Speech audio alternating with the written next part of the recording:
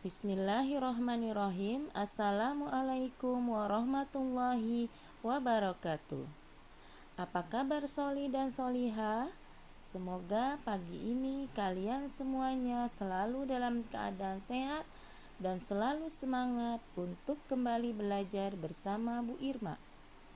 Hari ini kita akan kembali belajar mata pelajaran tematik tema 7, subtema 3, perkembangan teknologi komunikasi. Namun sebelum kita mulai belajar, terlebih dahulu marilah kita buka pelajaran kita hari ini dengan membaca basmalah. Bismillahirrohmanirrohim. Nah, anak-anak, seperti yang kalian ketahui bahwa manusia adalah makhluk sosial. Karenanya, manusia tidak bisa hidup sendiri. Manusia saling membutuhkan satu sama lain. Untuk dapat mengerti maksud dan saling menyampaikan pesan, kebutuhan masing-masing, maka manusia saling berkomunikasi. Nah, anak-anak, pada pembelajaran kali ini kita akan membahas mengenai apa itu komunikasi, lalu apa tujuan adanya komunikasi, dan apa saja sih alat yang kita gunakan untuk berkomunikasi? Yuk, sama-sama kalian simak penjelasan Bu Irma ya. Komunikasi adalah proses penyampaian informasi, baik itu berupa pesan, ide, ataupun gagasan dari satu pihak kepada pihak lainnya yang dilakukan secara lisan maupun tulisan. Sedangkan tujuan komunikasi yaitu untuk memudahkan manusia untuk memahami apa yang diinginkan dan dimaksudkan manusia lainnya dan sebaliknya. Seiring perkembangan zaman, alat komunikasi dibagi menjadi dua, yaitu alat komunikasi tradisional dan alat komunikasi modern.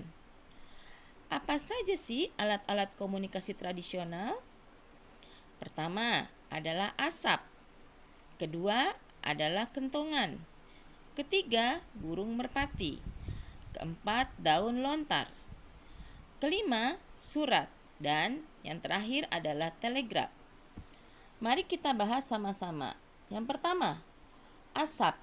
Pada zaman dahulu, suku Indian menggunakan asap sebagai tanda adanya pesan.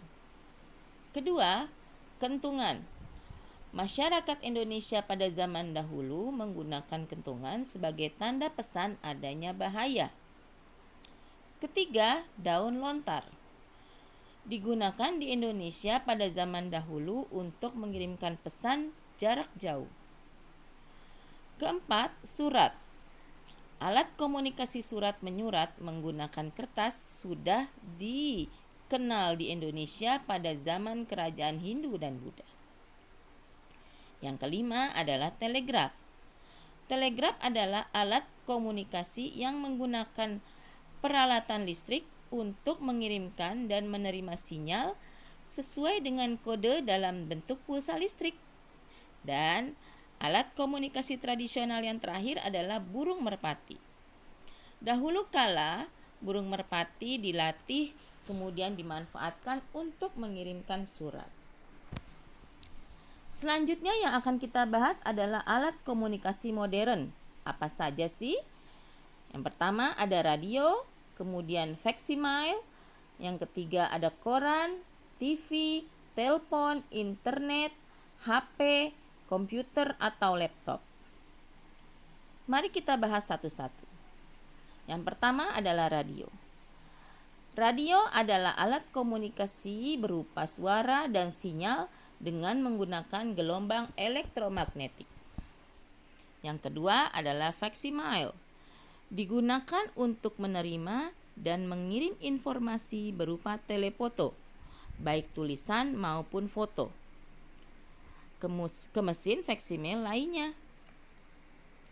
Yang ketiga ada koran, yaitu alat komunikasi tertulis yang dicetak dengan menggunakan kertas. Yang keempat adalah televisi, yaitu alat komunikasi yang digunakan untuk mendapatkan informasi secara cepat dan massal. Kelima, ada telepon. Nah, telepon ini adalah alat komunikasi yang berfungsi untuk memberikan informasi jarak jauh melalui sambungan suara. Kemudian yang keenam ada internet. Nah, internet ini adalah jaringan komputer yang saling terhubung secara global yang memungkinkan kita bisa berkomunikasi dan bertukar informasi dengan orang di seluruh dunia. Yang ketujuh ada handphone, yaitu alat komunikasi yang merupakan versi modern dari telepon dan memungkinkan kita untuk berkomunikasi lebih cepat dan lancar. Yang terakhir adalah laptop atau komputer, yaitu alat komunikasi yang digunakan untuk memanipulasi dan mengolah data sehingga bisa ditampilkan dan dikirimkan menjadi sebuah informasi kepada orang lain. Nah, anak-anak, bagaimana penjelasan Bu Irma tadi? Semoga bisa dipahami ya, dan tentunya dapat menambah wawasan kalian mengenai perkembangan teknologi komunikasi. Oke, Soleh dan Soliha, sampai di sini dulu pelajaran kita hari ini. Tetap jaga kesehatan, tetap semangat, dan terus belajar. Jangan lupa bersyukur ya. Alhamdulillah.